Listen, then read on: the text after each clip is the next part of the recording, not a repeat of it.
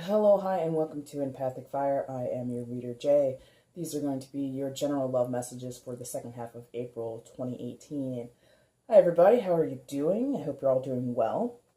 I just wanted to give a general overall intro for all of these videos I'm going to do, repeating what I did with the first half of April, where I'm going to read by each element, starting with fire, ending with the water signs, and each sign within that element is going to have their own deck assigned to them through meditation. You're either going to have the Happy Tarot deck here, the Santa Muerte deck here, or the Housewives Tarot deck here.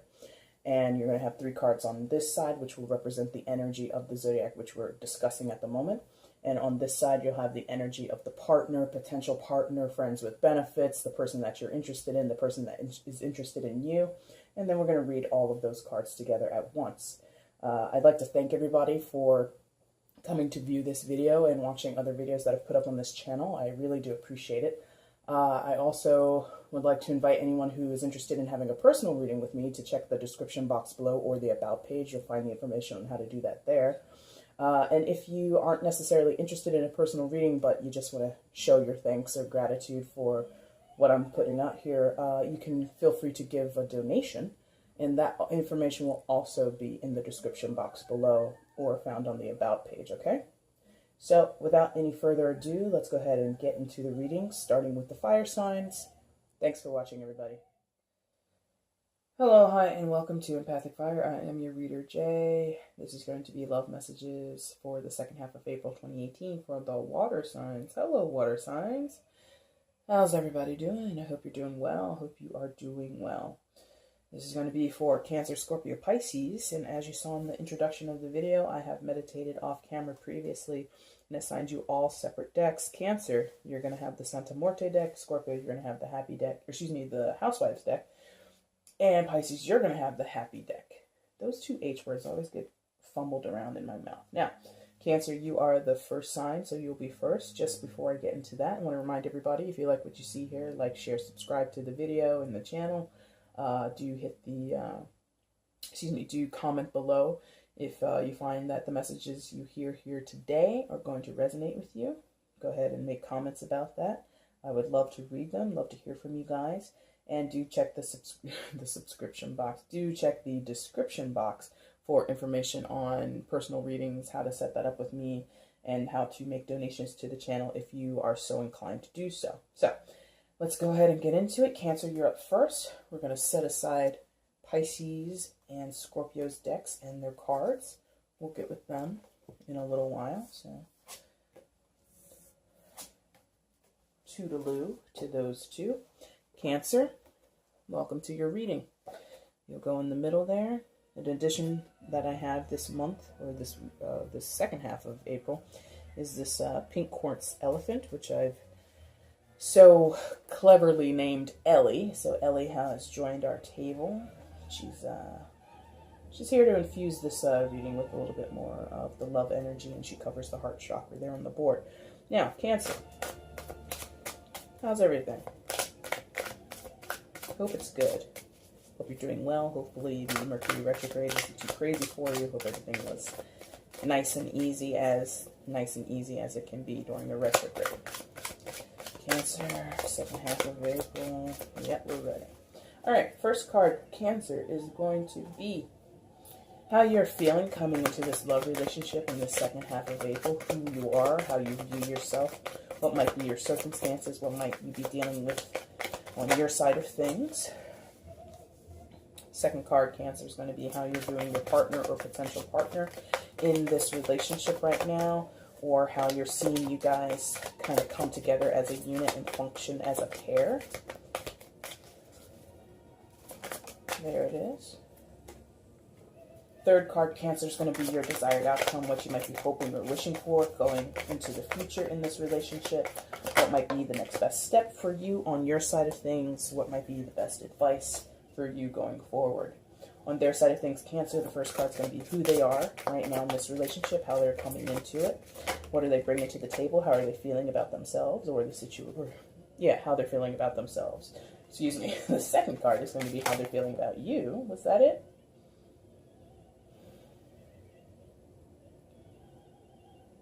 This one? Yes? Okay. Oh.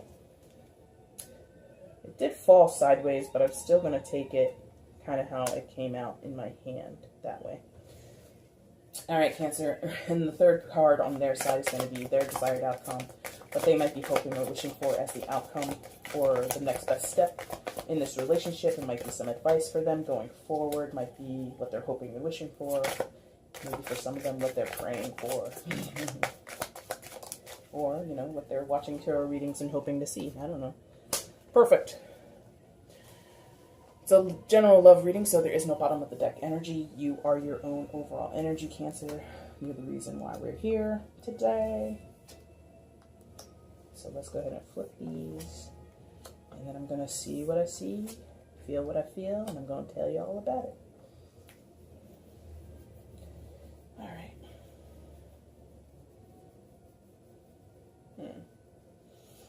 Excuse me. Grab a drink here for a second. Okay. Cancer, Cancer, Cancer.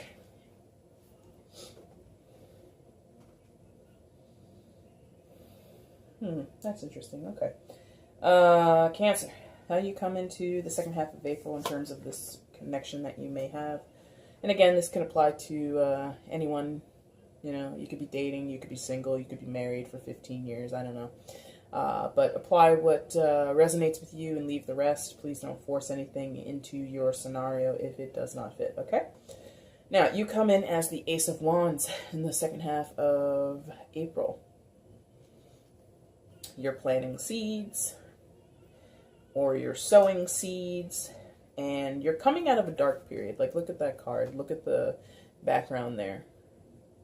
And there's this idea, or there's this feeling of this new growth coming forward. So some of you, you know, pardon the pun, but, you know, you're a Cancer. Some of you are coming out of your shell. It is springtime in the northern hemisphere, so some of you are budding again as plants and trees and flowers do after the winter months. So there's this newness or freshness that you're interested in.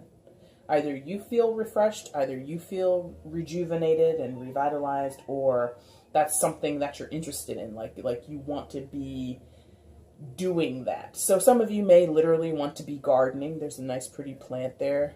I'm not sure that you would call that a flower. It just looks like red leaves from a red plant. But, well, there's flowers in the eyes of the skull, so there you go. So some of you are interested in gardening, you know, out there putting your bulbs into the soil and everything like that.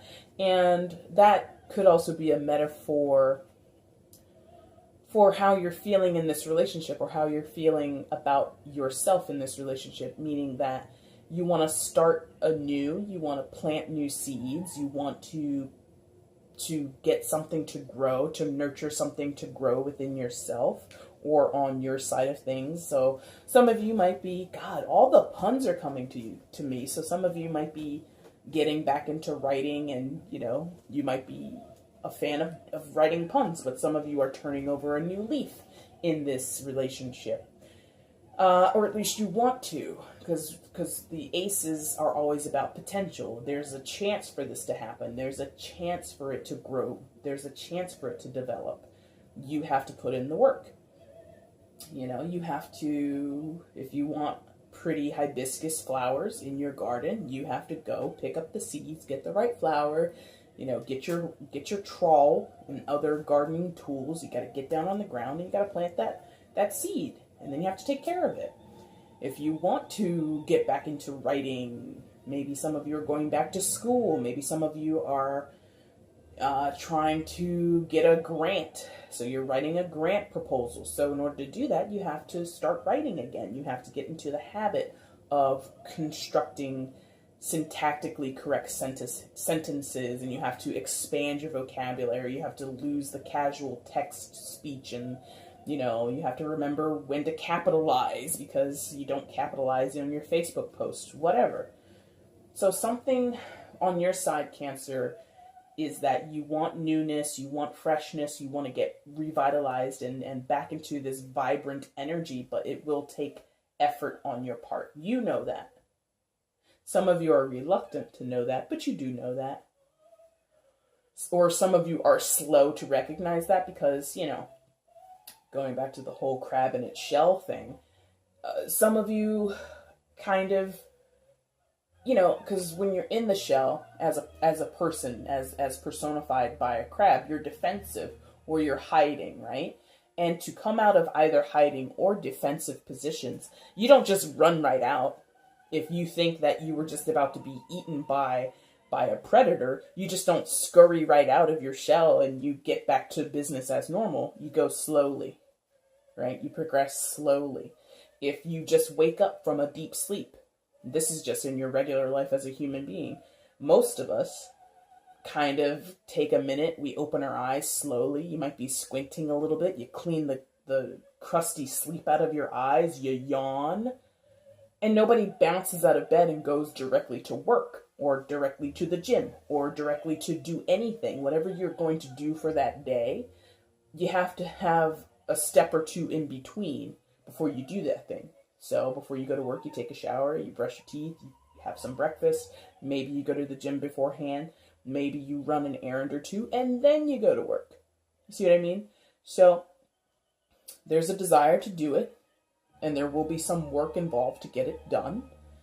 But whatever it is, I feel that it's definitely either an actual project, because Wands deals with things that we actually get up and do, that drive us, that motivate us, that satisfy our passions, and our spiritual satisfaction. And some of you are doing things that are practical, so it's work inspired. It's having to deal with school, your education. Others of you, it's a passion project. You want to get back into doing woodworking, so you're going to go shop around for some lumber at Home Depot. Done. Which is nice, because I think you're kind of in this, it's gonna sound wrong the way that I'm saying it, but that's the way that it's coming across. You're in this self-serving mode right now, at least right here in this particular position. You are interested in cultivating newness and rejuvenation within yourself, so that you can have that sort of infectious energy and have it like radiate out from you. So it's very outside, from the outside blossoming, from the inside, oh God, from the inside blossoming outside, okay? How are you viewing your partner or your relationship right now? Chariot reversed. Show to you upright so that you can become familiar. This is, again, the Santa Muerte deck. And I don't see a lot of people using it, so I show it to you upright before I get back into how it really is, which is reversed. So this is your card, Cancer. In the traditional tarot, well, in all tarot decks, this card represents Cancer. And like when it's upright like this, it gives me like a feeling of like the circus has come to town, something new and exciting and show-stopping and vibrant and just entertaining is on its way in, which is not usually the typical interpretation of this card, but this deck is different. It allows different interpretations. So, but it's reversed, right? So things between you and your partner might be a little stalled right now, a little slowed down, a little stuck in the mud, maybe derailed in some cases, like totally off the track, okay?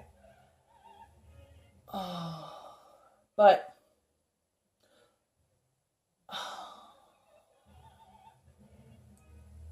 that either that's temporary, it's something that just started, or is about to end, whichever way that shakes out for you. But there's still this fullness there. Because unlike the traditional chariot, there's usually one figure, and he's like driving horses or sphinxes, and you have two horses or two sphinxes or something very similar to that. In this one, you have a lot of people, right? Or what the skeletons would be representing are people, right? So there's a lot of individuals involved in this, and not necessarily to say in your situation, in your relationship that there's a lot of people, but that, like I said, the circus has come to town. That's not what this is. This is not a circus, but that's what it feels like. And so That's what I mean when I say full. Like this slowed down period between you and your partner, or since this would be the card of how you see them as well, they could be slowed down and you're ready to go. You're in Home Depot getting all the fixings so that you can build your garden. You can get back into building your dinette set. Your dinette set, like your dinner table. Like I'm gonna make a oak dining room table, and I'm just gonna get raw materials and do it. You are so inspired and so raring to go. So it might just be your partner's energy on their side of things, which I haven't really looked over here, so I don't really know. But someone, them, or both of you are a little slowed down right now, a little sluggish. And again, I think if it is affecting you, it's because they are affecting you. Their energy is affecting you. Their attitude is affecting you. Their behavior, whatever. You yourself seem pretty like boom, boom, boom, go, go, go. And the Ace of Wands isn't necessarily that way. It's like I said, a potential. You have to work at it. And it's not to say that you're going to succeed or that it's going to be easy, but your intention is so progressive. So like that building of energy, that ramping up, that this is like a curveball to you, or this is some foreign stuff. This is like, geez, here we go again kind of energy. Or, oh, please, Martin, will you just stop telling me about your grandmother and blah, blah, blah. Like this person might be complaining to you, and it is a card of travel. So in the case of Martin and his grandmother, maybe your partner, who I'm now deeming as Martin, but it doesn't have to be a man. It can be a woman. It can be anybody, right? But maybe your partner is having to travel to take care of some things, and having to travel so much is making them sluggish, or it's a routine type of traveling. So it's not actually journeying anywhere or progressing anywhere. They kind of go on a loop. Like maybe they have to drive 20 miles each day to go see an elderly or ill family member and take care of that person. And that kind of not drives them crazy, but drives their energy down, kind of doesn't motivate them, doesn't fill them with some type of joy or some type of industrious sort of energetic or even motivated energy. So there's some discrepancy here, maybe some tension, but I feel you're very like gung-ho here. You are just like, nope, this is where I'm standing. That's your business, Martin, or whoever. And you're not like saying, you're not completely pawning their or rejecting their issues, or not rejecting their issues, but rejecting helping them or being supportive of them. You're just not going to be brought down. Like, some of you might be affected by it, but it hasn't completely brought you down. Okay? What are you hoping for in the future of this relationship? What might be the next best step? Or the future of your relationship is the Ten of Swords.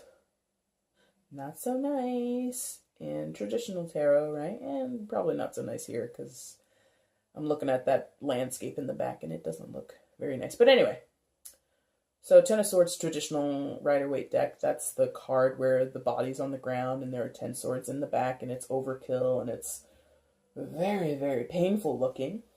And in that card, there is this idea of the worst has happened. Like, it can't get any worse than this kind of feel. And there's a new horizon coming. With this card, let me see that. All right, so there's definitely at least one sword. There's a lot of sharp, I don't know what they are, like buildings, I guess, or statues, what have you there, but there is one sword in the ground. So there might be something that's being overcome, okay?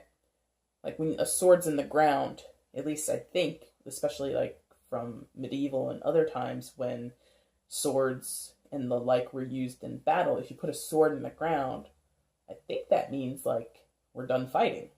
Like this is over. You know, we've killed everybody we came here to kill. Let's take a coffee break and regroup and move on to the next. I think that's what that means. Or it's a way to show like you won the battle or something like that. I'm not 100% on that, so don't quote me.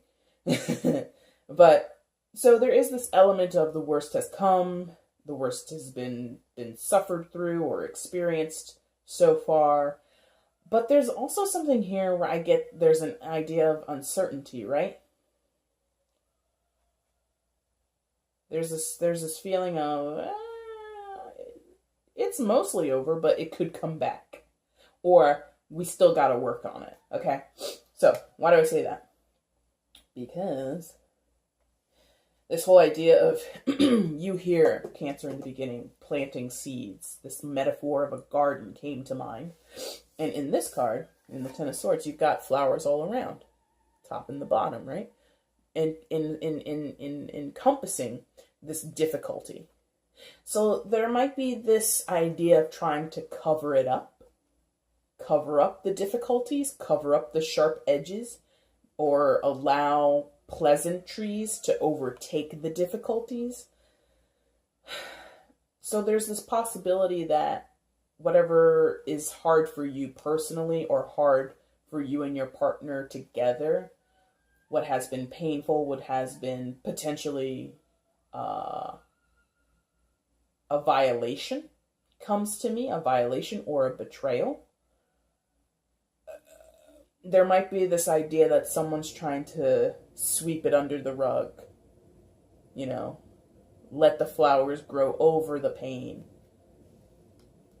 It's a potential act of healing or a potential energy of healing there. But I would say just to be aware that although the worst has come and gone, you've experienced the worst of it. You've experienced the pinnacle, the apex of pain, so to speak, the top level of pain, or disappointment, or loss, or betrayal may have been experienced by you or your partner or somewhere along your shared experience. But it doesn't mean it goes away completely. It doesn't mean it never happened. And it doesn't mean that it is still happening or will happen again. There's like this fine line between acknowledging the past but not condemning or contaminating your future. Okay? Now, how's your partner coming into this relationship in the second half of April? They're coming in as the Ace of Swords. Interesante, no? That's a little Spanish because this deck made me do that. Yeah, interesting that I just talked about swords and sharp things, being buried amongst flowers, and here you have a sharp thing amongst flowers. But these flowers are a little, they're not dead, but they might be dying. Are they dying, or are they blossoming? Maybe it could be either way. Maybe the flowers are dying, maybe the flowers are dying, or blossoming or dying, I'm not sure.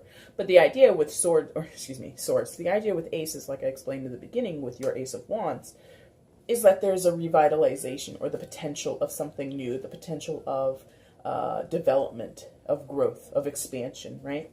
And this would be swords energy, so this would be dealing with mental capacities, thinking, communications, the way that we speak, the way that we relate to one another in terms of what do you call that? Interactions, social interactions, right? And I get the idea of clarity here, and that's also in line with the traditional decks. You know, there's this burst of light from the sky. There's this light beaming out of the spade eye socket, and the mouth is open on the skull.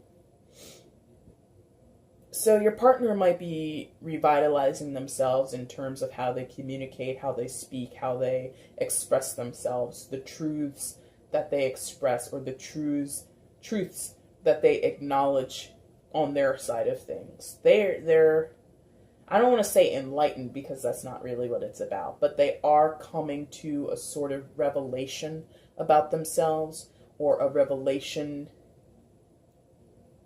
that they're willing to share, a truth that they're willing to share is how they're coming in.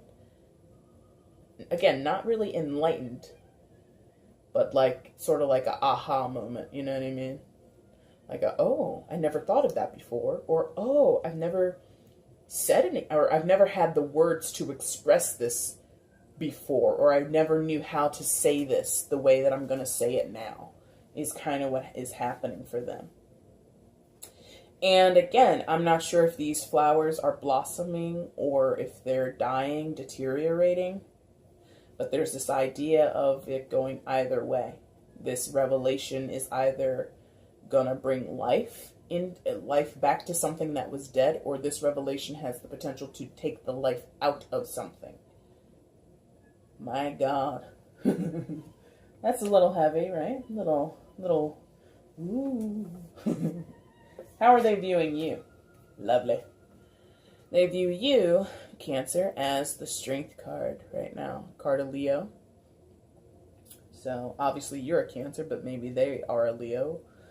But beyond that, I love this deck. It's so fun. They view you as a showman. Some of you, someone who puts on a good show, because this would be a what do you call them? A luchador? A luchador? Oh God, that's terrible if I just butchered that. But basically, a wrestler or a Mexican wrestler. I'm sorry for not knowing the true word for it. And that's a showman, right? Somebody who puts on a good show. Somebody not necessarily faking, but no, you actually put time and effort into your craft. Because side notes, or just a quick insight into me personally, I'm not like over the moon about wrestling, not Mexican wrestling specifically, but the idea of wrestling, like the WWE and The Rock and John Cena and all those people, right? I'm not over the moon about that stuff. I used to be into it when I was a kid, growing up in the 80s and everything like that. And, people, it's fake, it's not real, they're not cool, they just fake everything. Like, no. Like, when you body slam someone on a hard canvas like that, on a hard surface like that, that hurts.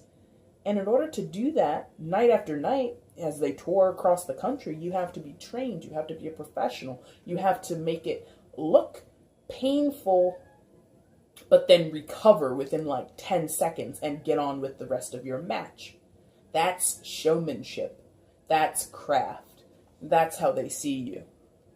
And some of them might see you like The Rock or John Cena and be like, thinking of you as being like a movie star or something like that. But, so they see you as somebody who has a definitive care for the things that they do and what they create and what they pour their passion into. If you are passionate about billiards, pool tape, like playing pool, so you've got top of the line cue sticks, you get the right chalk for your stick or whatever, you don't mess around. You want to be as informed and as expert like as you can be. You're not a novice, okay? And that takes strength, that takes courage, that takes a lot of gumption to dedicate yourself to something that you're creative in, or that brings you pleasure, brings you joy, fulfills you in some type of way. They admire you. They admire you. In general, they view you as a strong person, nobody to be like tussled with, like this, I guess it's a dragon, and if it's not, I'm not sure that dragons, I've never really heard of dragons being represented in Mexican lore or cultural artistry. Maybe it's a snake, I don't know, but whatever it is, you're having to conquer something, right? You're having to get a hold of something, wrangle something that has a potential to not destroy you, but give you a hard time and be a total challenge for you, be a complete challenge. They admire that you're facing your fears, or facing these difficulties and these challenges in your life. And you're finding this ability within yourself, going toe to toe with whatever is bothersome in your life, or whatever you've been struggling with, whatever pitfalls that come before you. So that's good. Now, what are they hoping for in the future of this relationship? Cancer. Knight of Cups. He's a nice guy, I guess. And I say I guess because his orientation within the card is kind of questionable. I'm going to talk about that in a second. But Knight of Cups, traditional interpretation is he's a guy. He's a lover, not a fighter, right? And he is also a messenger, and he brings messages of love. He brings offers of love. He brings messages and offers of compassion, of sympathy and empathy, of caretaking, but like nurturing and being warm and embracing and not turning a blind eye, things like that. Now, the reason I said he was interesting was because he's like walking away, right? Or riding away. He's not walking away, he's riding away. So there's this idea, potentially for some of you, that, and I think that would just be a matter of perspective, right? Because even though I just said that, and I'll go back to why I said it, but it's an idea of perspective. Because he's going towards that arch of flowers. What do you call that? Oh, God. It escapes me. But he's going towards that arch, right? Now, is he going out or is he going in? From our perspective, from where the card forces us to be, it looks like he's going out. But maybe he's not. Maybe he's going in. Maybe he's arriving. Maybe he's not leaving. Maybe he's arriving. Okay? And it would really depend on if you were on the other side of that arch, it would then potentially look like he was coming in. So I think your partner might not struggle, but potentially be not seeing clearly the progression of your relationship, or how they contribute. Two ways. So the progression of your relationship. Are you guys coming or going? Are you guys getting stronger as a unit? Are you guys becoming weaker? Are you stagnating? They can't tell. In terms of what they have to offer, I think they would want to be the Knight of Cups. I think that they would want to have all that I told you a moment ago, as far as being, delivering messages and intentions of love, being sympathetic, empathetic, all of that stuff. I think they would want that, but I think that some of them are not sure if they actually have that capability, because there's sort of like a forlorn kind of like, not skeptical, but just like an uncertainty in the posture, and I'm not sure if you can tell on the camera, but there's just like this, there's a certain way that those eyes look and the way that the whole face is coming together for me that is just a little uncertain. And sometimes I think the Knight of Cups can be that way. He can be a little confused. He can be a little out of his depths, so to speak. He can be a little naive or a little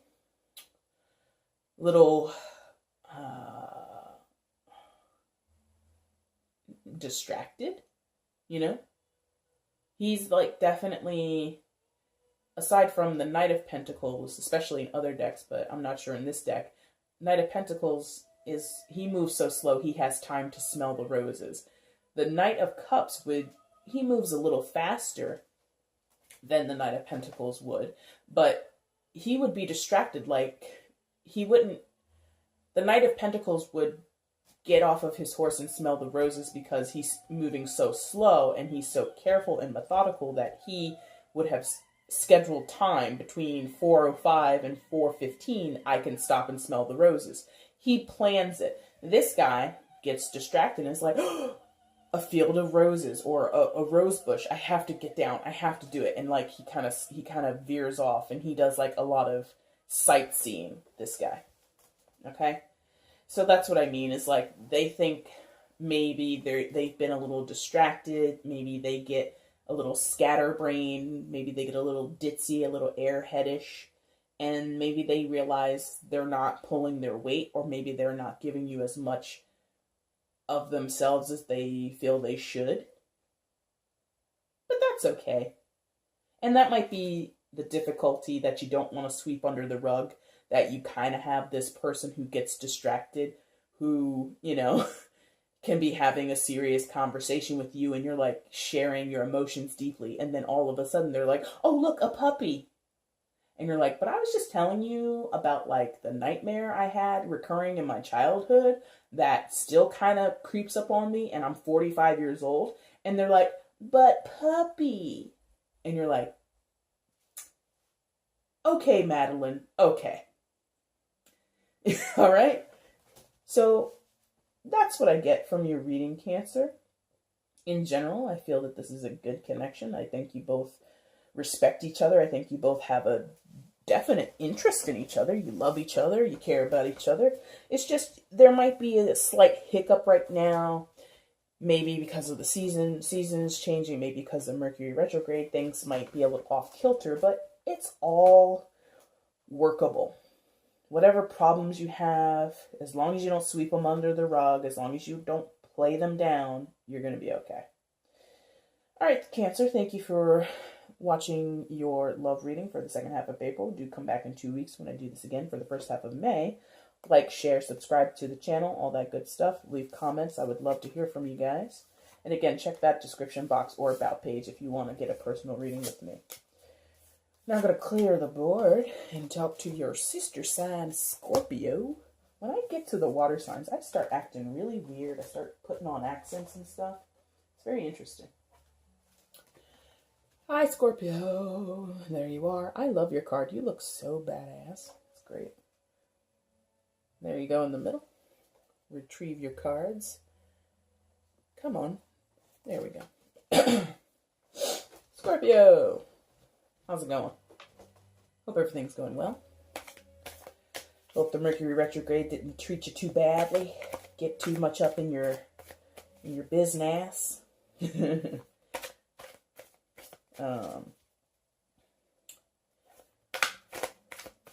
I said previously in the intro to the video, I did meditate with your energy off the camera beforehand. Just going to get reintroduced to it now and see how I'm feeling. Wait for it to really click. For Scorpio in the second half of April. Yep, okay. Alright, Scorpio. First card out is going to be how you're feeling right now coming into this love relationship for the second half of April. Could be with a partner, could be with an intended partner, could be a long-standing relationship, could be short-term, who knows. But this is how you would be feeling. This is what you're dealing with right now on your side of the issue, or your side of the relationship, the issue. Right? And just how your general outlook is.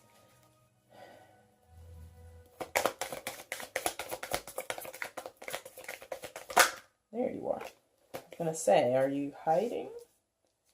But out. Okay. Second card out is going to be, okay. Do I take that? No, I don't. Okay. Because I was like, I didn't even really ask.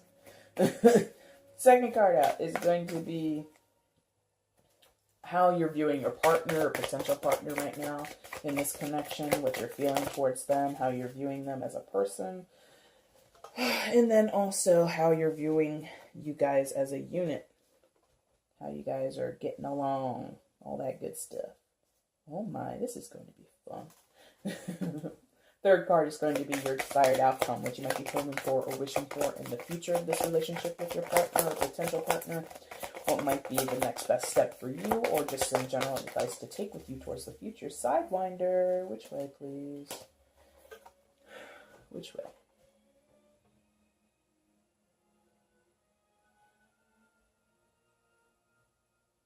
Yep, okay. Thank you.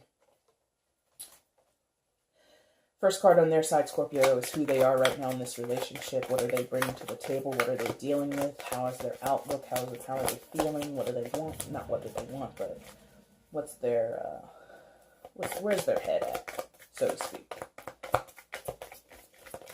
Ugh. You have a very weighted, heavy feel to this deck, which is understandable. You are a Scorpio after all. Oh, that one? I bent it. No, that one. Okay. I like my decks to be in pretty good shape, so that one got a little bent. Oh, that disappoints me. Now, second card, Scorpio. This is how they feel towards you. What are they thinking about you? How do they view you? How do they view your relationship with them? How do they view you guys as a unit?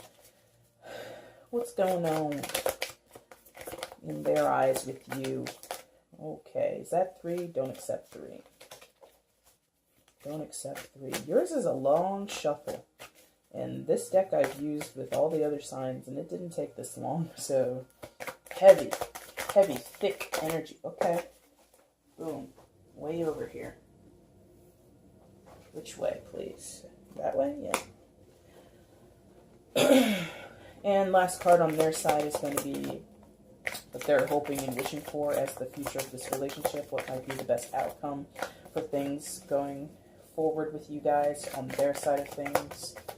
Okay. Or some advice for them going into the future. Let's go ahead and flip these over. Check out what you have.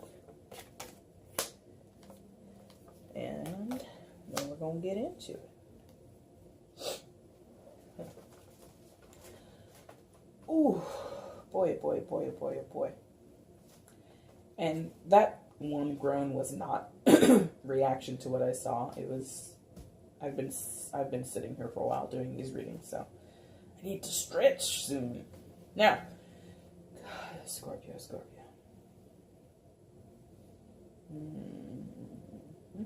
Okay.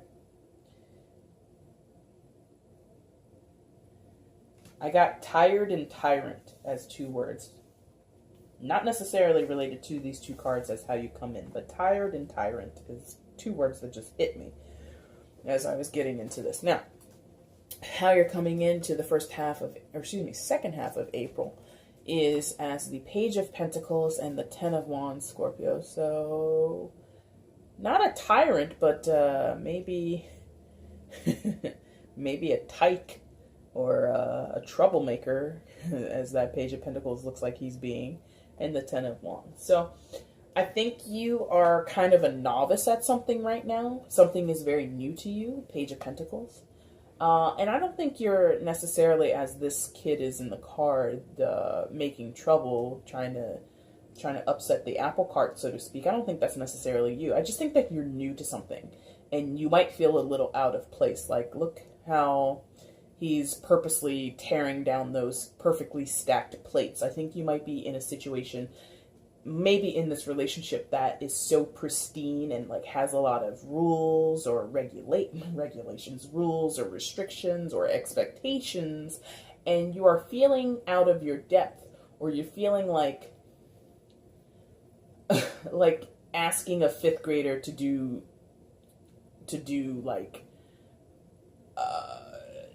calculus. It's just beyond you. It's like over your head, beyond the scope. And some of you might be reacting in this way, like the kid in the card. You might be trying to bust out the restrictions, like kind of like, that's how I see it, like burst out, like shake off the shackles, or like you're being confined, you're being asked to be put in a nice little box. And you're like, I don't want to be in that box. I don't like that. Get it out of here. Oh boy. Which fits into the 10 of Wands energy that accompanies this card, where you're having to juggle things, right? This woman with all the instruments of domestic duties, like, why do you have a rake and a mop? Why do you have a rake and like 7 mops? And 1 broom and 2 brooms, whatever. Like, why are you doing this to yourself, Sally? So there's this feeling of being overwhelmed because of a situation that you're in. Pentacles and Wands has the potential to be about your work life or your domestic life. So within your home, whether you're with this partner or not, I'm not looking at their side of the board, so I don't know yet. So either in your work or at home or both, you're feeling restricted. You're feeling you have a set of expectations on you. You feel that you have a laundry list, no pun intended, of things to do, and it's too much. You don't want to do it. You want to break free. And it's sort of reactionary. It's not a true response. Immature, right? Because it's a page, because it's the lowest court card you have, and it represents a child or children or childlike energy. So it's a reactionary, that you don't want to do this, that you don't want to be involved in this, you don't want these restrictions on you, you don't want to have to fulfill these duties or these obligations. You're fed up. But you're going to do it anyway. 10 of Wands, pushing through. Carrying the burden even though it's breaking your back. Carrying the burden even though it saps your energy, saps your energy source or your life source, your vitality, your energy. You get up in the morning and you know where you're going, you know where you're going to sit down and do your duties and perform your work, and you hate it. It doesn't fulfill you, but you're going to do it anyway because you're fulfilling your duties as a within the pentacles, right? Pentacles are about your physical world and things that you have to get up and do, tasks that you have to do, obligations and appointments that you have to fulfill, right? But again, this is very reactionary. It's not your true response. I think your true response is desperation. Your true response is, I don't know what the hell I'm doing. I don't know how to get out of this. But you trudge along and you push through it anyway. Your resolution or your true response is, I guess I'm going to do this right now. Because if I act truly like this and tear this pristine, very precise, very regimented circumstance down, I'm only going to hurt myself. Especially if this is work. If I go into work and I act a fool, I'm going to get fired. And then when I go home, not only am I going to have to clean up the kitchen and do the vacuuming and do the laundry, I'm going to have to sit there and fill out a bunch of job applications. And I'm not going to be able to pay my bills. So you're kind of in this loop of, I want out, I want to get out of here, but I can't. Very personal. It could apply to your love relationship. It could apply to your partner, how you feel about them. I mean, that's what this spot is about, but it's going to be very similar energy. So, you're in a sticky mess, bro. Bro, or sis. Nobody says sis. How come we go bruh, but we never say sis? So, brothers and sisters, you guys are stuck in a loop. Stuck in a sticky situation. How are you feeling about your partner? How are you viewing them and or your relationship right now? 2 of Pentacles, 2 of Wands. Look, you see the stack of energy here? Interesting, right? Take note of that. Let that resonate with you how it may, if it does, okay? Now, 2 of Pentacles, 2 of Wands. How are you viewing your partner? They are also stuck. Also at a crossroads or two. Which I guess would be, what would you, never mind, it doesn't matter. Now, some of your partners are at home.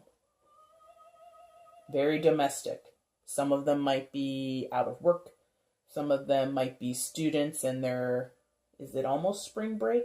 Might be spring break for some of them. Some of them are retired. Some of them have never had a job in their life. But there's this idea of being in the home.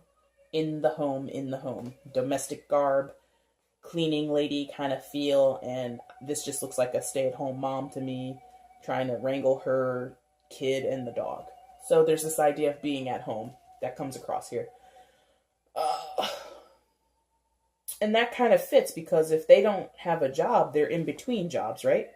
They're in between being able to earn pentacles, and they're kind of weighing up options. They're filling out applications. They're reaching out to hiring agencies, to former bosses, to friends. Hey, do you know anybody who's hiring? Oh, I'm looking for this type of work. Can you help me? And this to me, no offense to anybody, this to me is like menial work. Like, if they do have a job, it's not paying them well, or it's not fulfilling them. It's not in line with what they're skilled to do. And in actuality, they might be wasting their time. Why do I say that? If they are working at a certain job, some of them are wasting their time. Why? Or wasting their talents. There's 4 arms, but 2 instruments of cleaning, a broom and a mop. That seems like a waste. If you got 4 hands, 4 arms that function, let's assume that these arms function, right? You're not, mathematically, you're not matching your output.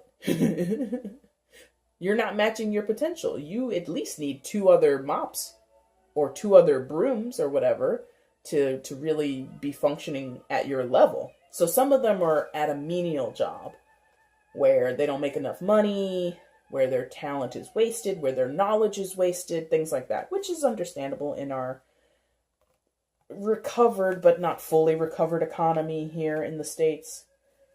And also, I think other areas of the world would have similar financial, or economic situations for the population. So you view this person as being stuck in the home, not being about anything. Some of them are just bums, straight up. Okay? Some of them are down on their luck.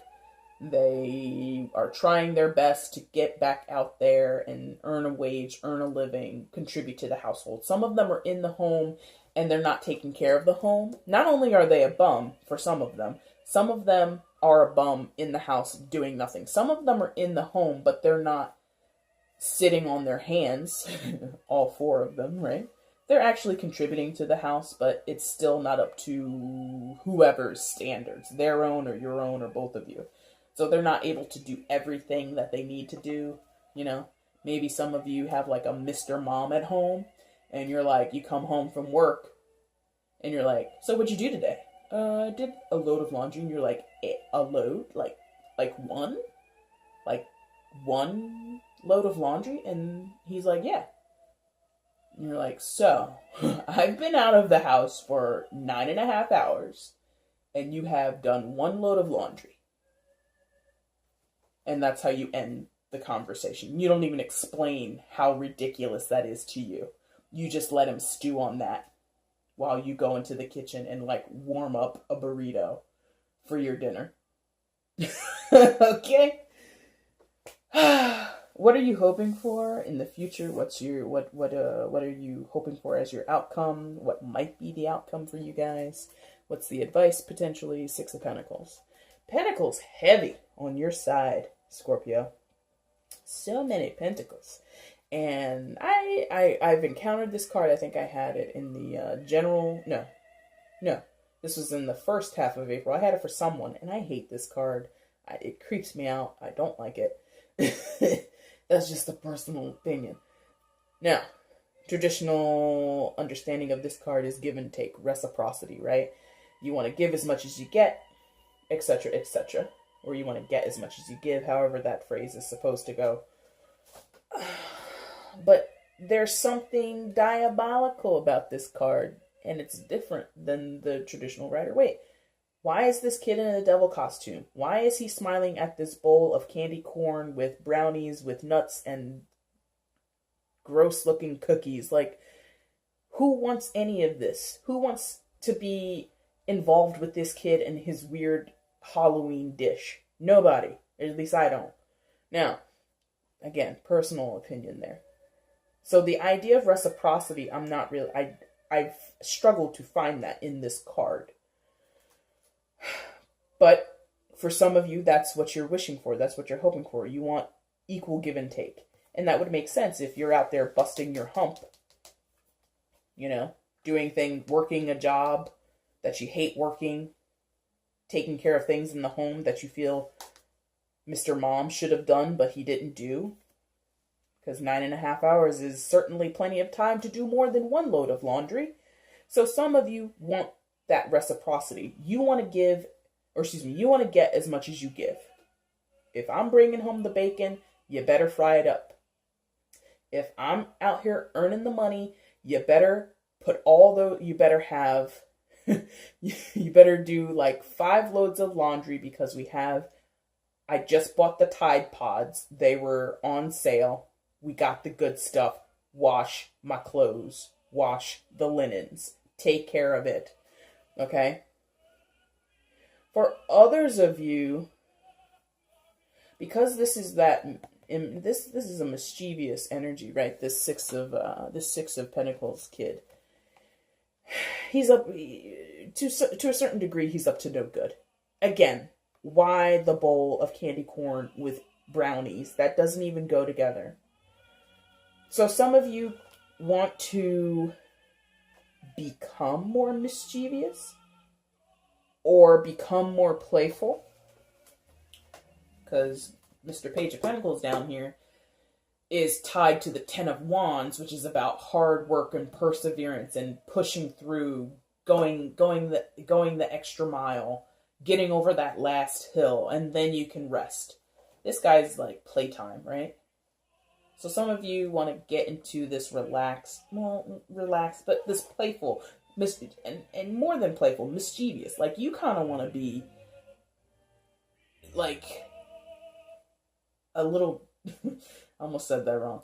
You kind of want to be a little bastard about things, a little naughty. Okay? Take that how you will, especially in Six of Pentacles. So that's dealing with finances, that's dealing with work. So maybe some of you want to indulge in your spendings. Maybe some of you want to treat yourselves to a day at the spa. You want to buy a new outfit. You want to go on a little trip. You want to spend money or get something of value that maybe you shouldn't because you're supposed to be saving. You know, you didn't buy the Tide Pods because they were on sale because you're flooded with cash. No, you're trying to save money. So that could be what's going on for some of you. Now, how is your partner feeling in this relationship? How are they coming in this second half of April? Coming in as the Ace of Cups. So that's nice. That's immediately nice. They feel like the Ace of Cups. This is who they are, or this is what they are feeling like. And what is the Ace of Cups? Traditional interpretation is this is the budding beginnings of love.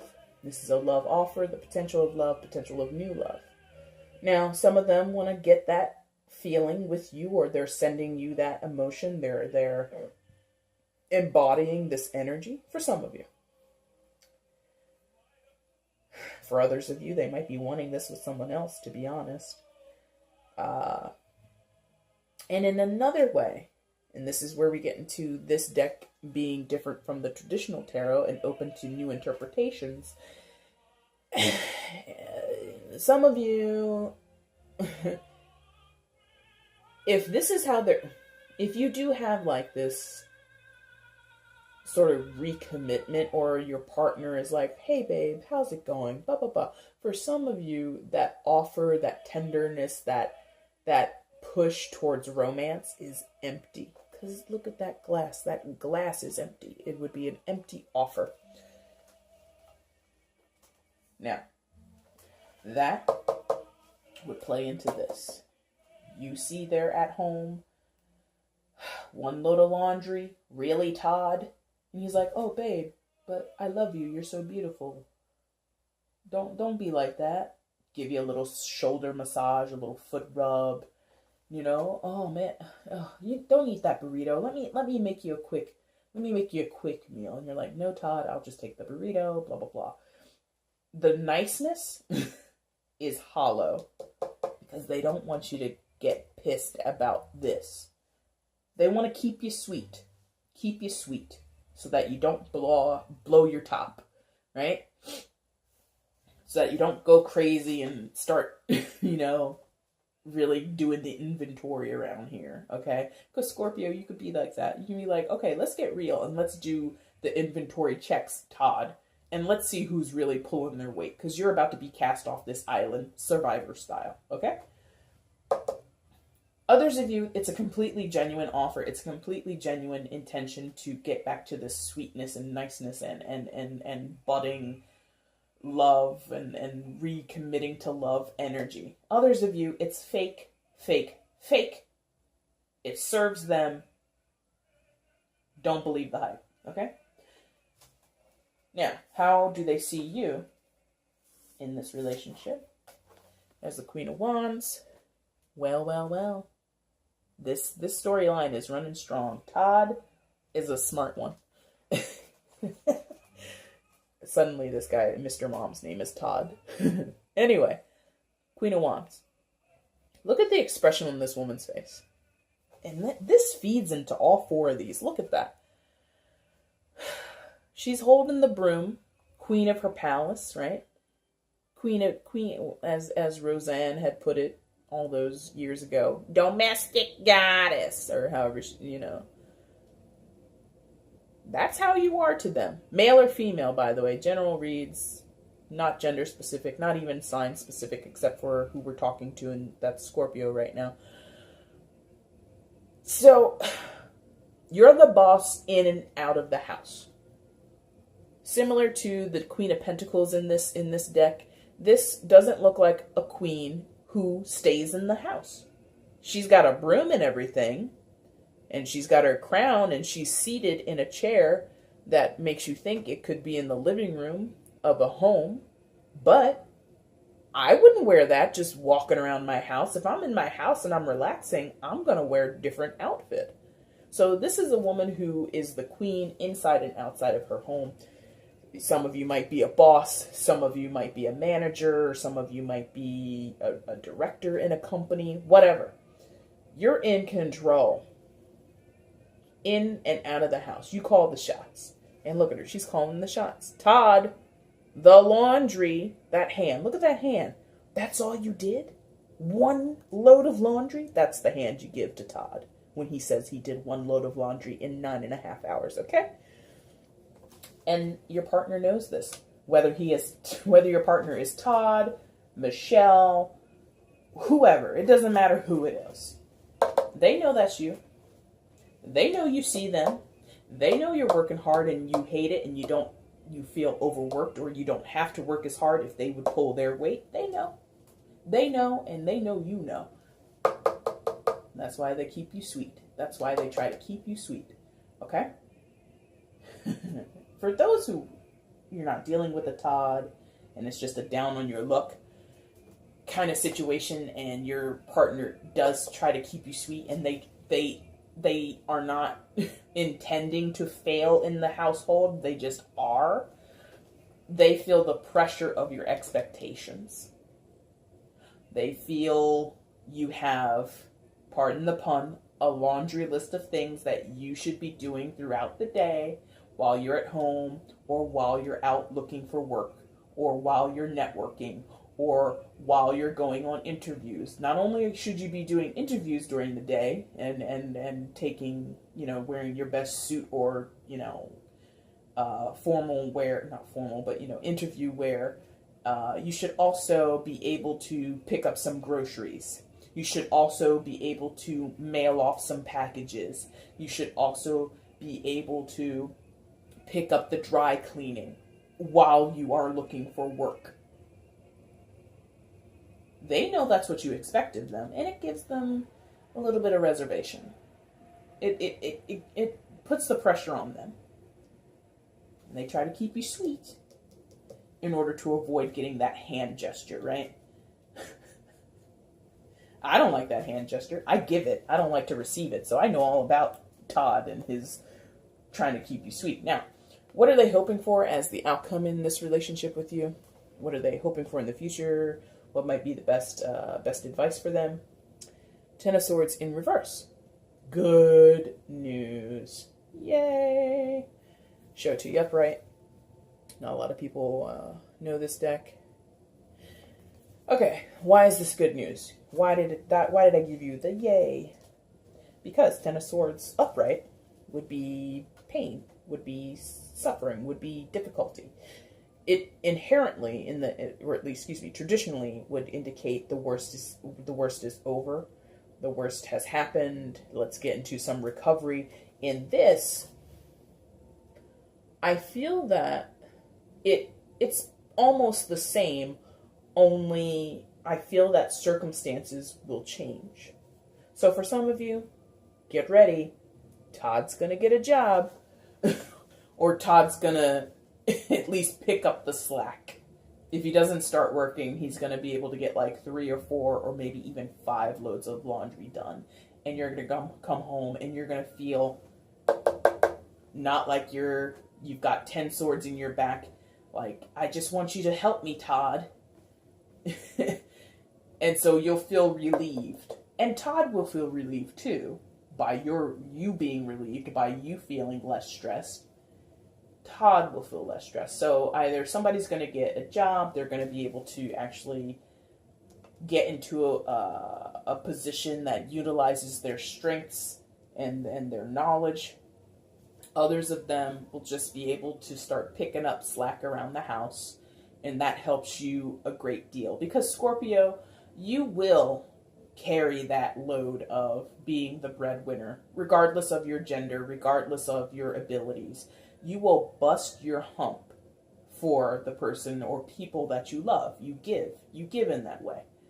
You're what I would like to call a disgruntled giver. At the same time, you're telling someone, oh, here, take this. You're like, here, take it. I wasn't going to use it anyway. Or it's not like I wanted to come home and have dinner served for me, but here you go. It's like you're feeding the person that you love. You're giving them sustenance, but at the same time, you're giving them a critique on their lifestyle choices or their inability to be, for some of you, to be a real man, okay? A real man would have been out there and got a job by now. Here's your steak and potatoes, baby. Eat up. Like, that's how Scorpio is. And if I'm wrong, please tell me, but I know I'm not wrong.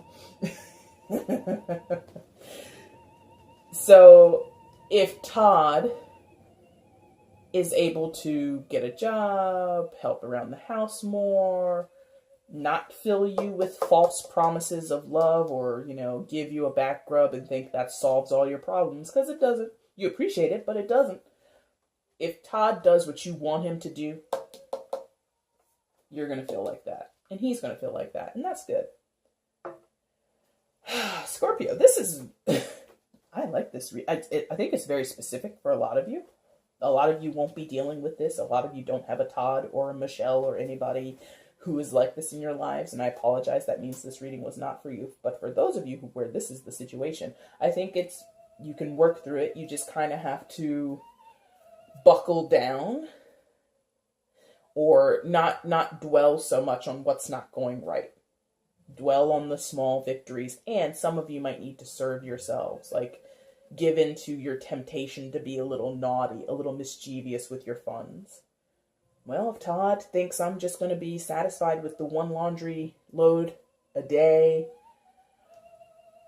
I'm going to give myself a gift certificate to, a spa or whatever, or I'm going to go, instead of going to work on Thursday, I'm going to secretly take off and I'm going to go see a movie, or I'm going to go have dinner, or not dinner, I'm going to go have lunch with so-and-so, and I'm going to enjoy myself.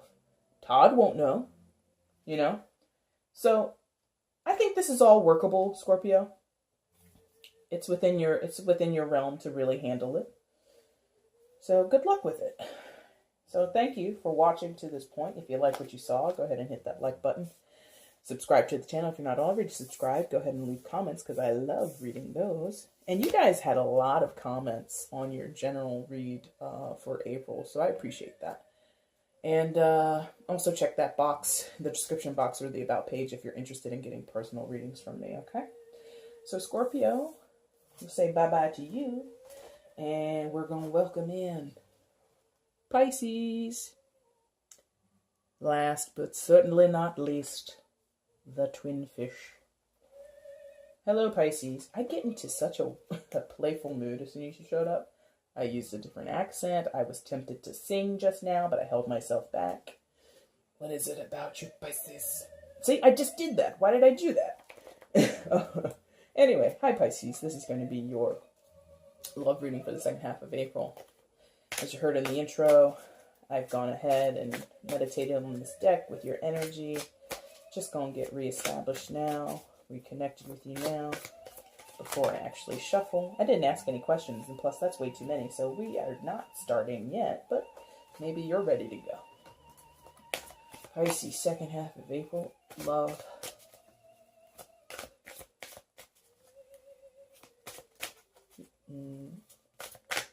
Okay, yep. No? Okay. There it is, okay. Alright, Pisces, I hope you're doing well, if I didn't say so. I hope that the Mercury retrograde didn't treat you too badly. Let's go ahead and get into your reading. First card, Pisces, is going to be how you're feeling coming into this second half of April in terms of love and relationships, how you're feeling coming into this partnership, what you might be dealing with. Is this two? It's two. I will take it. Second card is going to be how you're feeling towards your partner, Pisces, how you're connecting, how you're viewing them right now, or how you are seeing you guys as a unit, as a couple, how you're functioning. Ooh, come on. Just to be clear, this reading can apply to people who are dating, single, long-term married, or long-term committed, married, whatever. Apply it to your situation as it fits. If it doesn't fit, don't force it. Oh, Pisces, third card is going to be, what's your desired outcome? What are you hoping for as the future of this relationship? What you might be hoping or wishing for, or what might be the advice for you going forward? How are you feeling? Excuse me, how are you feeling? What are you hoping for? What are you wishing for? There it is. Sideways, sort of, but mostly up. Yep, okay. Just wanted to clarify that that was going to be up.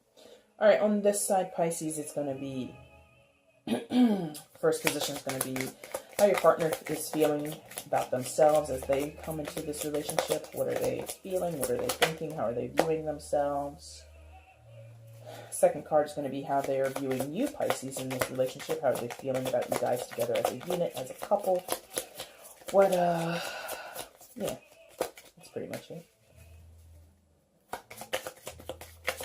Oh, there they go. Timber.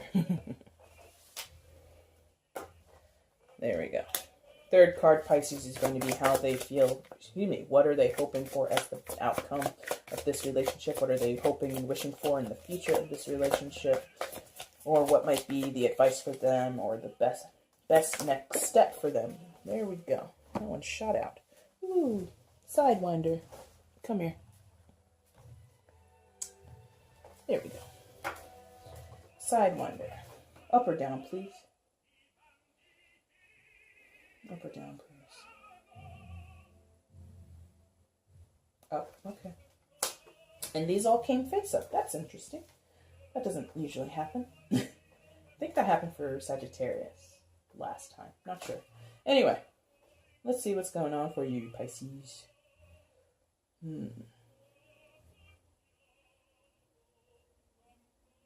Get into it is a phrase that just hit me. Get into it.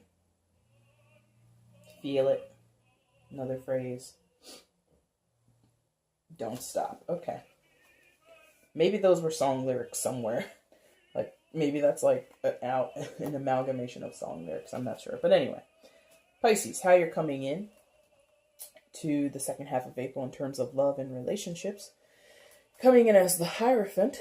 Oh, there we go. Hierophant and the Ace of Cups.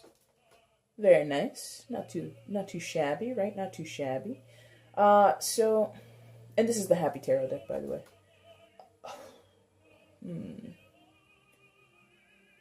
The Hierophant is not the king.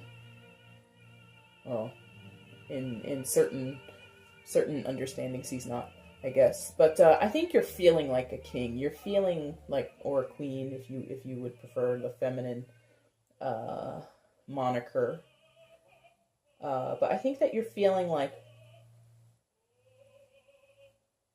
you've got control, which is an aspect of the Hierophant. You have a knowledge.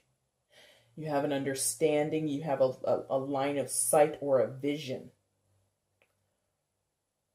You have a vision from within. And you will not accept less. Whew. All right. Okay. It's kind of heavy for you, Pisces. You're not that Pisces is a light energy or a light zodiac or anything like that, but it's definitely a lot more clear cut than you might be sometimes, Pisces. And that's kind of what I think you want right now.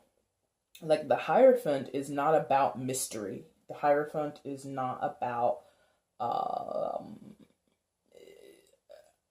being unclear. The Hierophant is very clear. The Hierophant is very prescriptive. This way, this way, this way, not that way.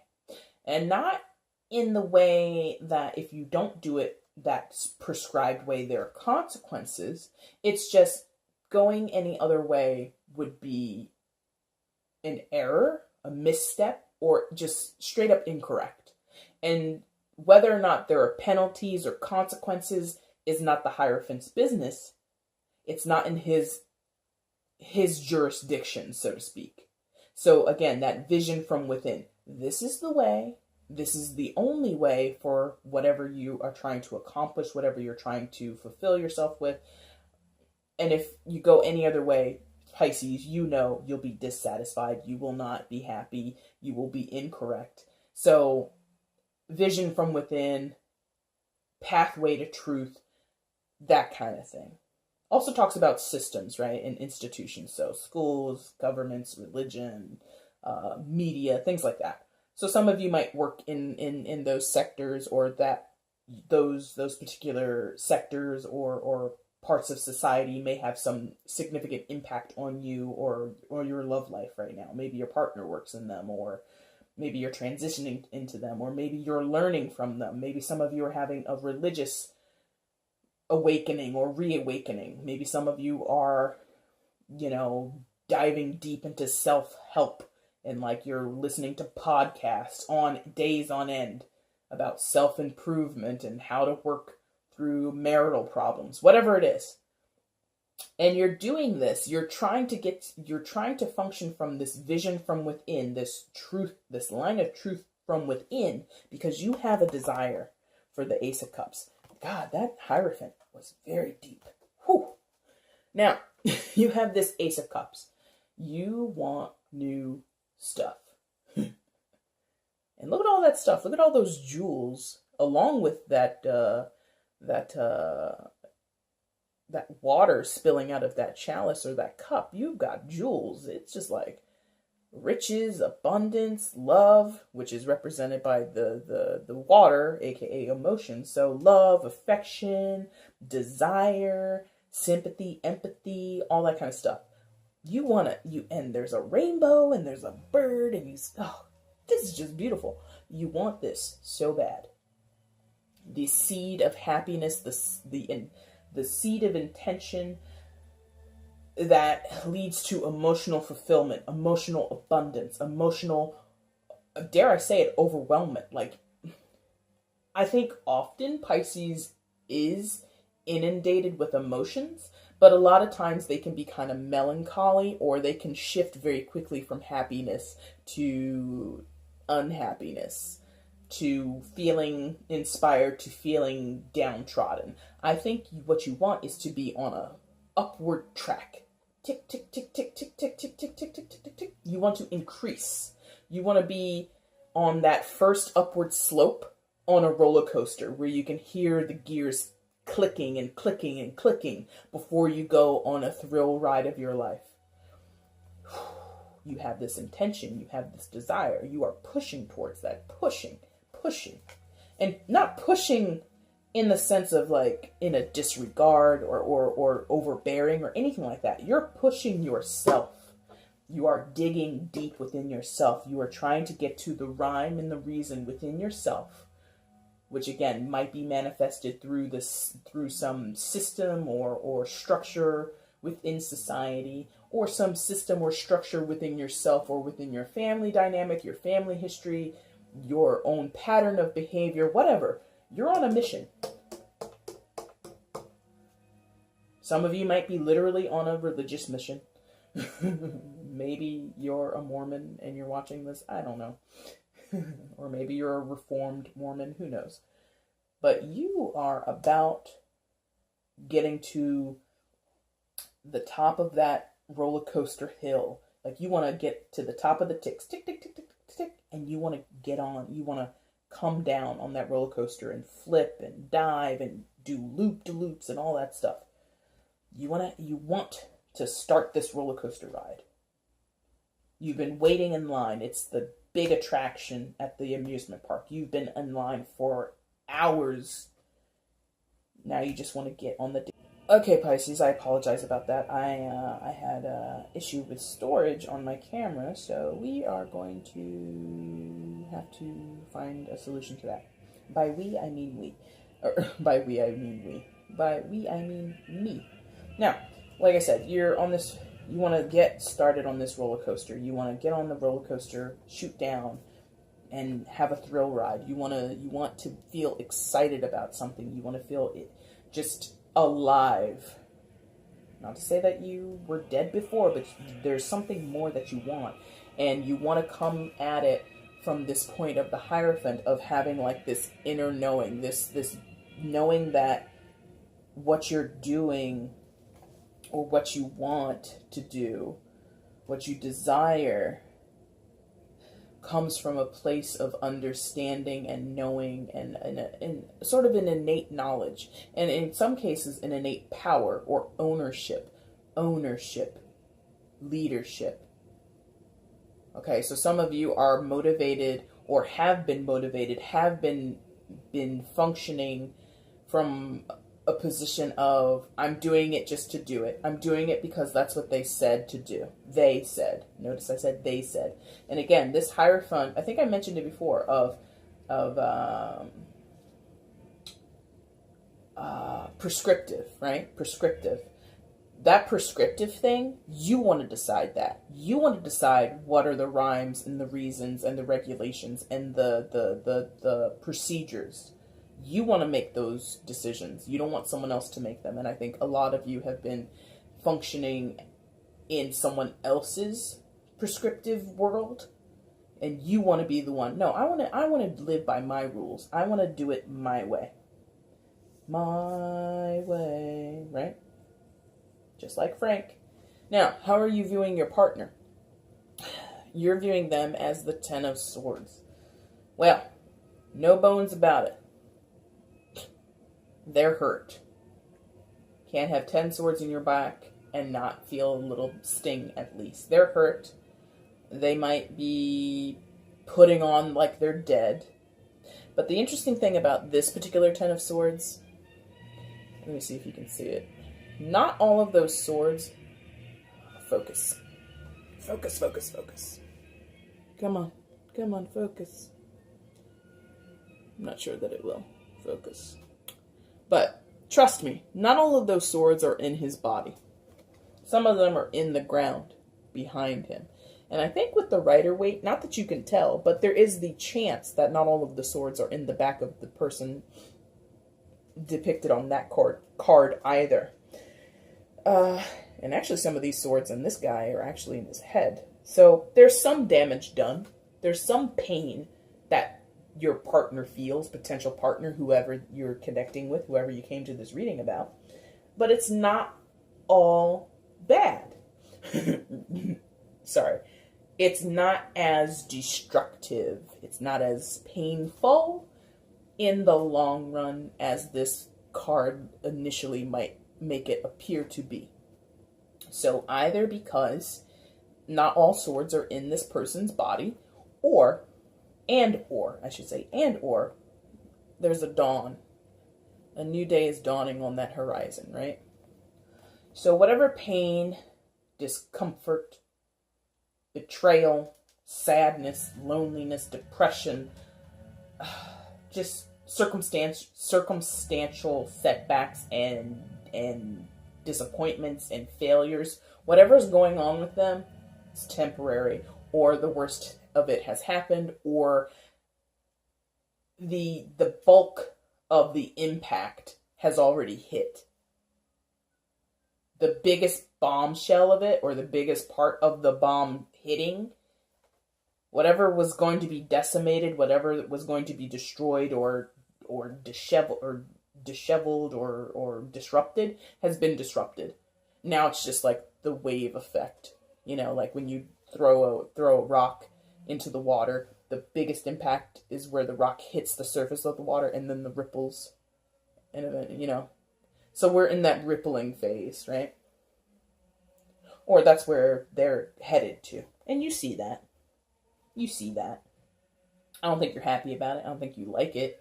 But you are not going to allow yourself to pretend like they're not hurt or upset or going through something.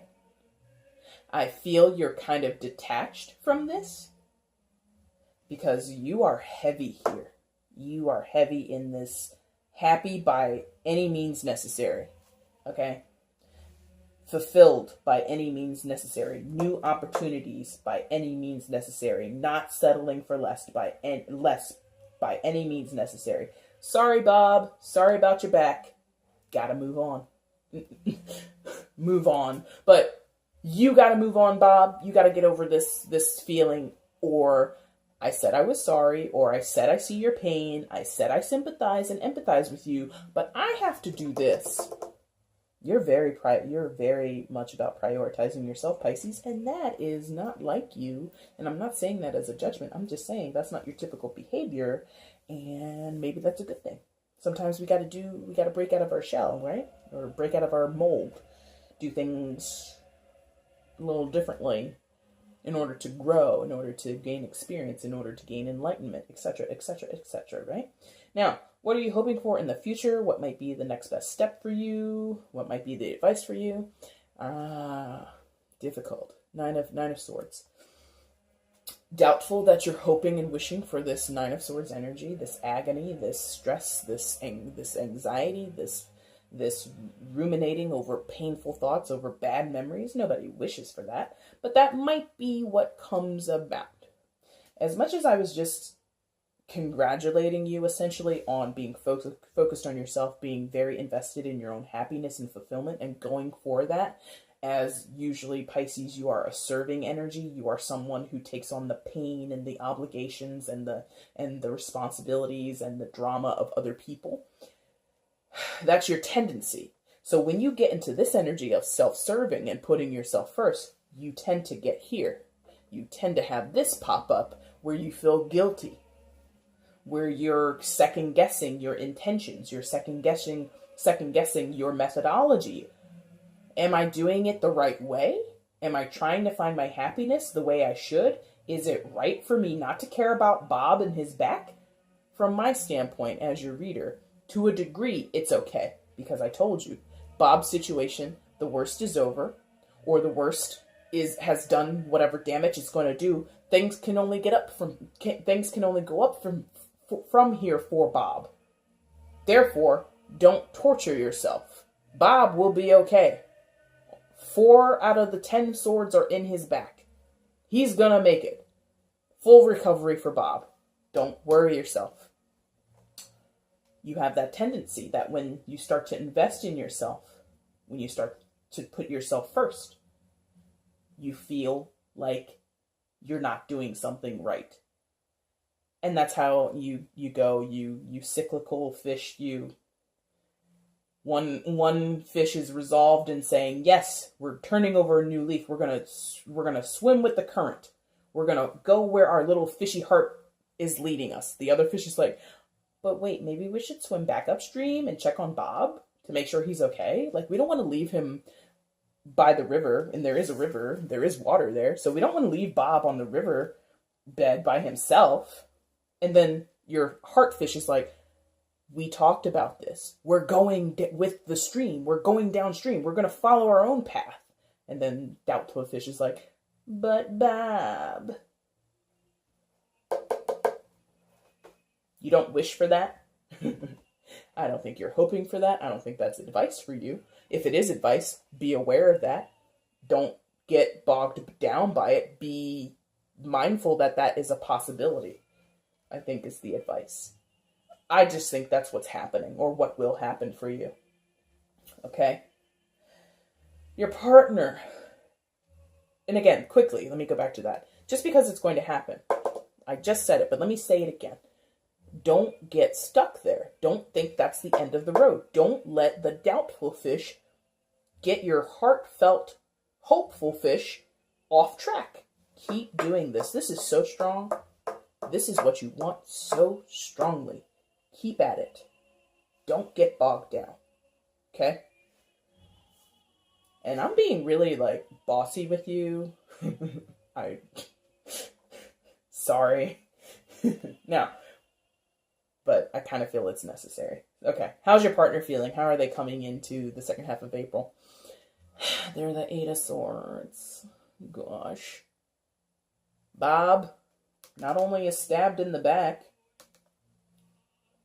Bob's also blindfolded and surrounded by swords, thinking everything is terrible.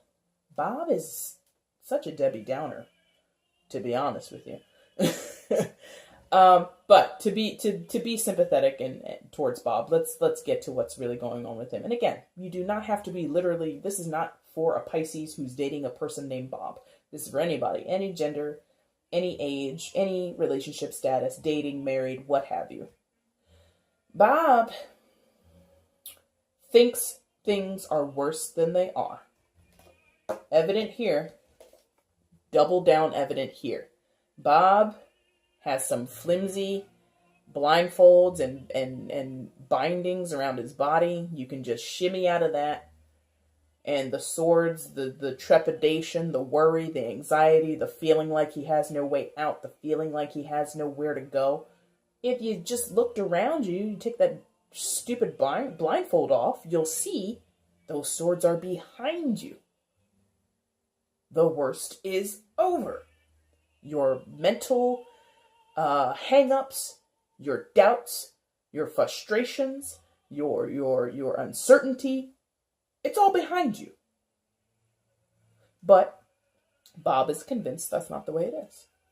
Because he can't see. And he's only feeling. Because that little body of water there, water again, represents emotions. He's standing in his emotions. He is ankle deep in his emotions. I'm sorry to keep going with Bob and his. Again, general energies. Let me just go back to saying partner. Your partner,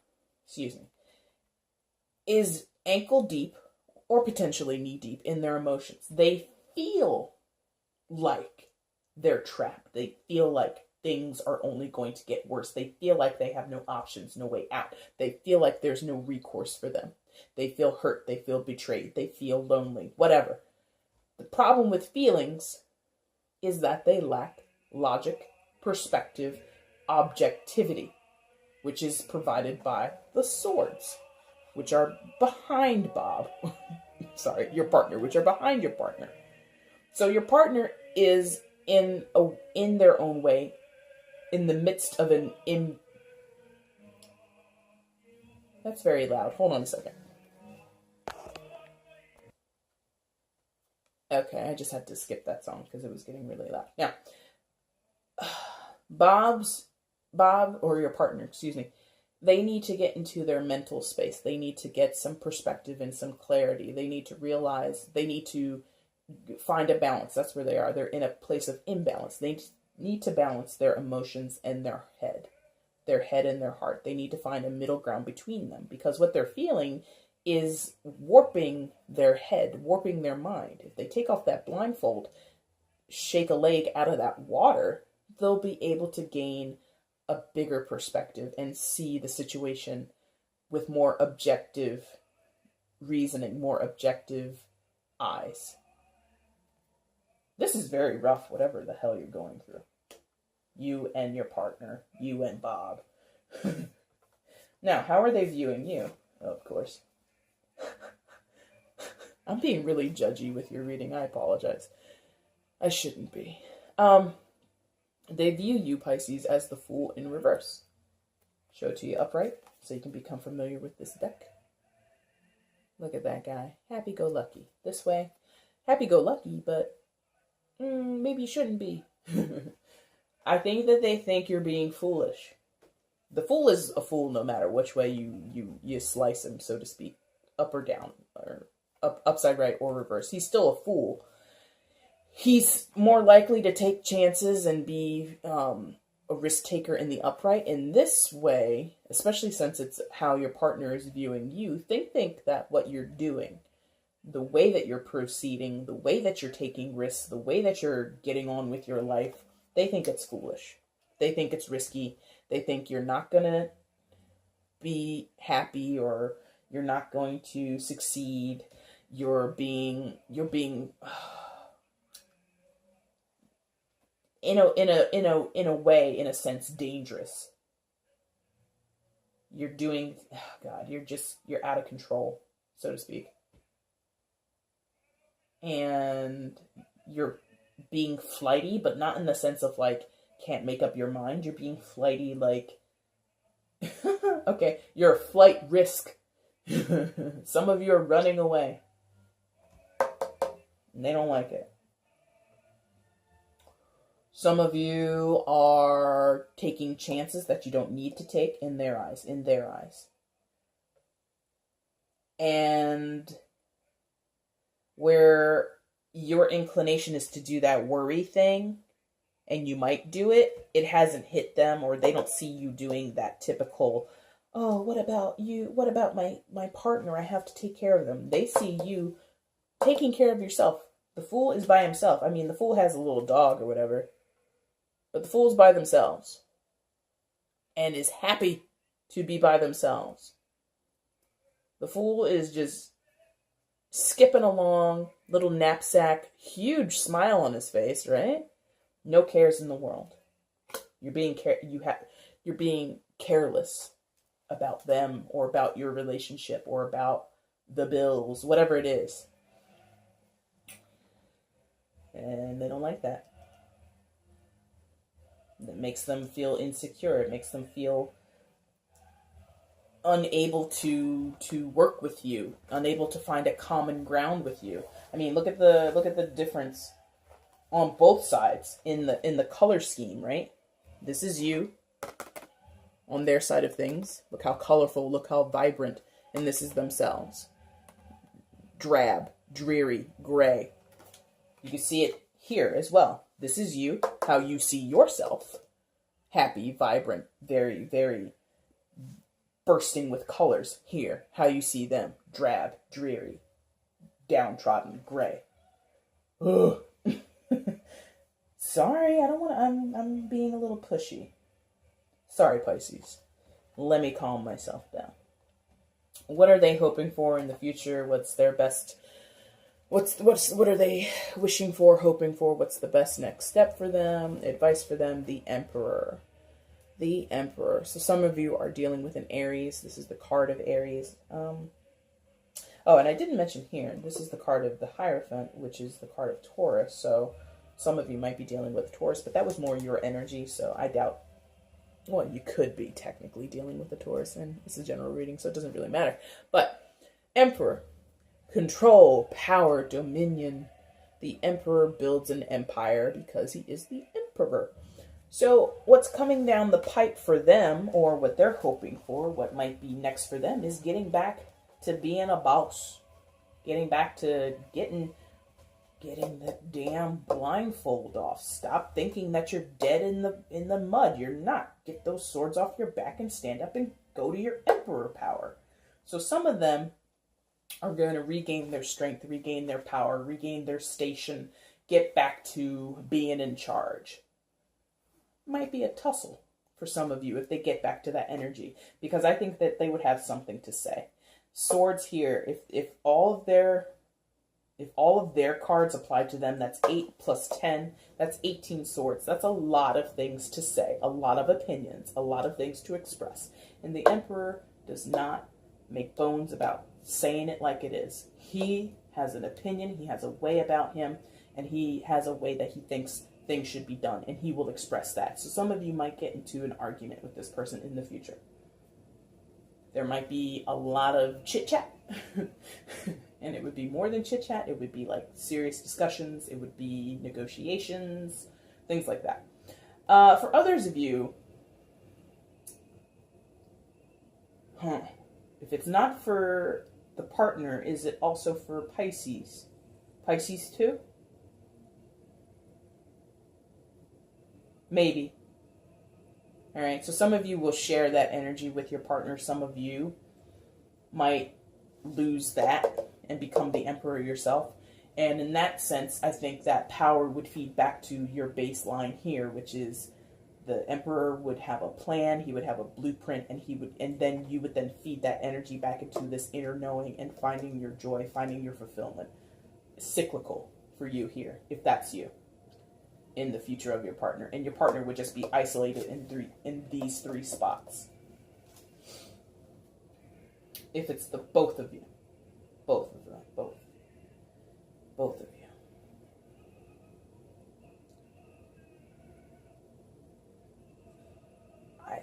Okay.